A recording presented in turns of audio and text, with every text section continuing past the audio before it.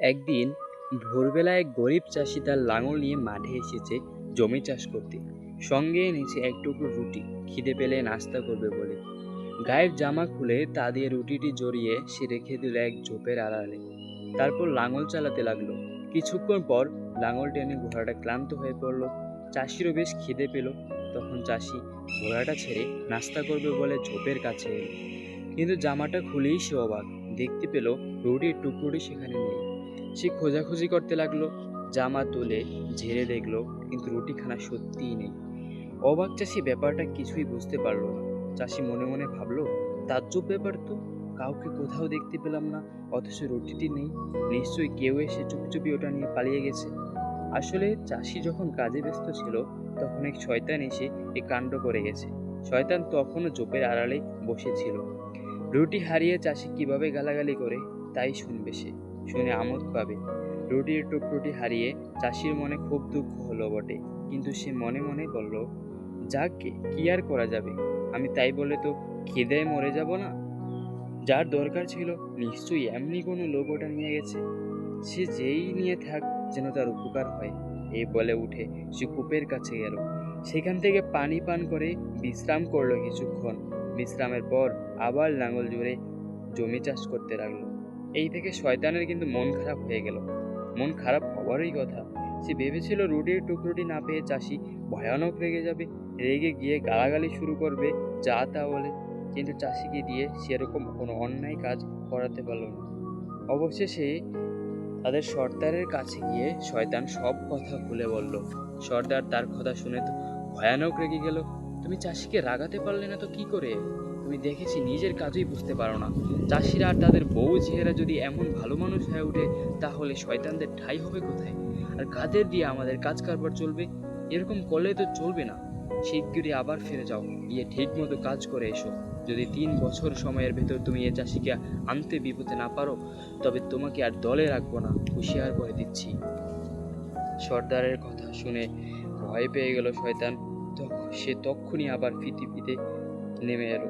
সে ভাবতে লাগলো কি উপায় সে করবে, কি করে চাষিকে দিয়ে খারাপ কাজ করাবে। তা ভাবতে ভাবতে শয়তানের মাথায় একটা মতলব এলো, চমৎকার মতলব। সে একজন মজুর সাজলো। মজুর সে যে কাজ করতে গেল সে গরিব চাষির বাড়ি। প্রথম বছর সে চাষিকে পরামর্শ দিল শুধু নিচু জমিতে ফসল বুনতে। চাষি তার কথা শুনে নিচু জমিতে ফসল বুনলো। ফলে সেবার বৃষ্টি হলো খুব কম। সবারই ফসল রোদে পুড়ে ছারখার হয়ে গেল। এদিকে সেই গরিব চাষির দ্বিগুণ ফসল হলো সেবার। ফলে সারা বছর খেয়েও তার অনেক শস্য বেঁচে গেল। বাড়তি ফসল বিক্রি করে সে অনেক টাকা পেল। পরের বছর শয়তান চাষিকে পরামর্শ দিল সবচেয়ে উঁচু জমিতে ফসল বুনতে। চাষি তাই করলো। সেবার কিন্তু গ্রীষ্মের সময় বৃষ্টি হলো খুব বেশি। সবার ক্ষেতের ফসলই বৃষ্টিতে নষ্ট হয়ে গেল। আর চাষির উঁচু জমির ফসল আগের বছরের চেয়েও ভালো হলো। এবার খেয়ে আরো বেশি ফসল বেঁচে গেল। এ তো বাড়তি ফসল দিয়ে চাষি কি করবে ভেবেই পেল না। শয়তান তখন চাষিকে এক নতুন পথ শিখিয়ে দিল। শস্য থেকে কি করে মদ তৈরি করতে হয় তাই শিখিয়ে দিল তাকে। চাষিরা তখন সে কি মহা আনন্দ! মদ তৈরি করে সে নিজে তো খেতে লাগলোই, বন্ধুদেরকে লিখে খাওয়াতে লাগলো। শয়তান তখন মনের আনন্দে তার সর্দারকে গিয়ে বলল, এতদিনে আমার মনের স্বাদ পূর্ণ করে এসেছি। সেবার ঠকেছিলাম, এবার আর ঠকাতে পারেনি। সর্দার সহজ পাত্র নয়। সে বলল, দাঁড়াও একবার, আমি নিজের চোখে ব্যাপারটা দেখে আসতে দাও। এই বলে সর্দার নেমে এলো চাষির বাড়ি। এসে দেখলো চাষি তার সব ধনী বন্ধুদের দাওয়াত করে এনেছে, বাড়িতে এনে মদ খেতে দিয়েছে। চাষির বউ মেহমানদের মদ বিলিয়ে দিচ্ছে। মদের পাত্র নিয়ে একটি টেবিলের পাশ দিয়ে যে ধাক্কা লেগে তার খানিকটা মেঝেতে পড়ে গেল। তাই দেখে চাষি রেগে বলে উঠল, ও কি করছো বোকা মেয়ে মানুষ কোথাকার? এ কি তোমার ময়লা পানি পেয়েছো যে ইচ্ছে মতো খানিকটা মেঝেতে ঢেলে দেবে? যত সব বেআক্কেল মেয়ে মানুষ।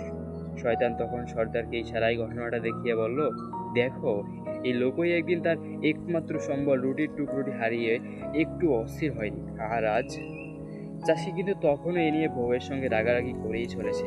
বউয়ের হাত থেকে পাত্রটি ছিনিয়ে সে নিজেই যখন মদ বিলোতে শুরু করেছে, এমন সময় সেখানে এসে ঢুকলো গায়ের এক গরিব লোক। তাকে দাওয়াত করা হয়নি। মাঠে কাজ করে লোকটা বাড়ি ফিরছিল। যেতে যেতে এখানে এসে সবাইকে অভিবাদন করে সে একপাশে বসে মদ খাওয়া দেখতে লাগলো। সারাদিন কাজ করে লোকটা খুব পরিশ্রান্ত হয়ে পড়ছে, তৃষ্ণাও পেয়েছে বেশ। সে ভাবছিল এক সময় এক ফোঁটা মদ পেলে বেশ হতো। চেয়ে চেয়ে দেখে তৃষ্ণাটা তার বড়ই বেড়ে চলেছে, কিন্তু চাষি তার দিকে এক ফোঁটা মদ দিতে রাজি নয়। সে বরং বলল, যাকে তাকে মদ বিলানো আমার কাজ নয়। চাষির মুখে একথা শুনে শয়তানের সর্দার খুব খুশি, কিন্তু শয়তান নিজে খুশি হয়েছে আরো বেশি। তাই হাসতে হাসতে সে সর্দারকে বলল, চুপ করো একটু, আরো মজা দেখতে পাবে এক্ষুনি। মেহমানরা সবাই মদ খেয়েছে, বাড়িওয়ালা চাষিও খেয়েছে মনের সুখে। মদ খেয়ে যত রাজ্যের সত্যি মিথ্যে আবল তাবল গল্প শুরু করেছে সবাই মিলে। শয়তানের সর্দার সব শুনছে আর মনে মনে শয়তানের বুদ্ধির প্রশংসা করছে। সে বলছে, একটু মদ খেয়েই যদি লোকগুলো শেয়ালের মতো একে অপরকে ঠকাতে চেষ্টা করে, তাহলে আমাদের মুঠোর ভিতরে এসে পড়তে আর বাকি কি? শয়তান বলল, আর একটু থামো, দেখে নাও এরপর মজা কি শুরু হয়। আরেক গ্লাস করে সবাইকে খেতে দাও, তখন দেখবে মজা। এখন ওরা শেয়ালের মতো লেজ নাড়ছে আর একে অপরকে খুশি করতে চাইছে। এরপর দেখবে এরাই হয়েছে এক একটা ভয়ানক নেকড়ে বাঘ। আরো এক গ্লাস করে সবাই যখন মদ খেলো, তখন তাদের মুখে তুবড়ি ছুটছে গল্প গুজবের পরিবর্তে। তখন আরম্ভ হয়েছে চিৎকার। রাগের মাথায় একজন আরেকজনকে যা খুশি তাই বলছে। একটু পরেই শুরু হল হাতাহাতি আর মারামারি, একজনের নাকের উপর আরেকজনের খুশি। বাড়িওয়ালাও এসে যোগ দিল মেহমানদের সঙ্গে। সে মারও খেলো আচ্ছা রকম। শয়তানের সর্দার অতি আনন্দে তামাশা দেখতে লাগলো তার, আর মনে মনে বলল, চমৎকার তো। কিন্তু তখনও শয়তান বলছে, আর একটু সবর করো, আরেক গ্লাস পেটি পড়তে দাও, তখন দেখবে মজা। এই ঘটনা লড়াই করছে নেকড়ের মতো, এরপর করবে শুকুরের মতো। তৃতীয় গ্লাস খেয়ে সত্যি লোকগুলো জানোয়ারের মতো ব্যবহার করতে লাগলো। অদ্ভুত ধরনের চিৎকার শুরু করলো তারা। অকারণে শুধুই চিৎকার করছে, কেউ কারো কথায় কান দিচ্ছে না। এরকম ভাবে কিছুক্ষণ কাটিয়ে তারা বাড়ি ফিরতে লাগলো। কেউ একাই টলতে টলতে হেলে দুলে চলতে লাগলো, অনেকজন বা দু তিনজনের দল বেঁধে। বাড়িওয়ালা চাষি দরজা অব্দি এসেছিল তাদের বিদায় দিতে। সেখানে সে মুখ থুবড়ে পড়ে গেল কাদার মাঝে। তার মাথায় পা থেকে অব্দি সারা গা লেপটে গেল নোংরা কাদা। মুখ বুজে পড়ে সে শুকরের মতো গৌত গোত করতে লাগলো। তাই দেখে শয়তানের সর্দার আরো খুশি হলো। সে শয়তানকে বলল, ভারী মজার জিনিস তৈরি করছো তুমি। রুটির ব্যাপারে সে ভুলটুকু করেছিলে, মদ তৈরি করে সে ভুল শুধরে গেল তোমার। কিন্তু এখন বলো তো, কি করে এই আজব জিনিসটা তুমি তৈরি করেছো? প্রথমে সে নিশ্চয়ই মদের শিয়ালের রক্ত মিশিয়ে দিয়েছিলে, তাই বুঝি শিয়ালের মতো করেছিল লোকগুলো। তারপর বুঝি নেকড়ে বাঘের খানিকটা রক্ত, তাতেই নেকড়ের স্বভাব পেয়েছিল ওরা।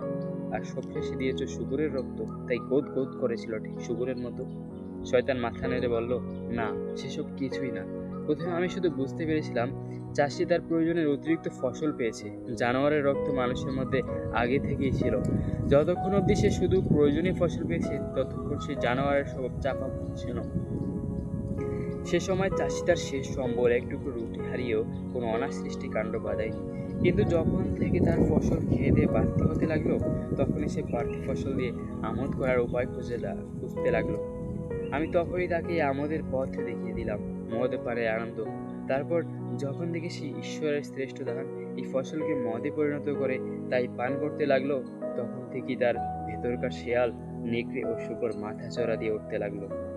সে যদি শুধু মদ খেতে শুরু করে, তবে বন্য পশুই হয়ে যাবে 2-4 দিন পর। শয়তানের কথা শুনে এবার কিন্তু সর্দারের মন খুশিতে ভরে উঠল। মনের খুশিতে শয়তানের বুদ্ধির তারিফ করতে করতে সে চলে গেল।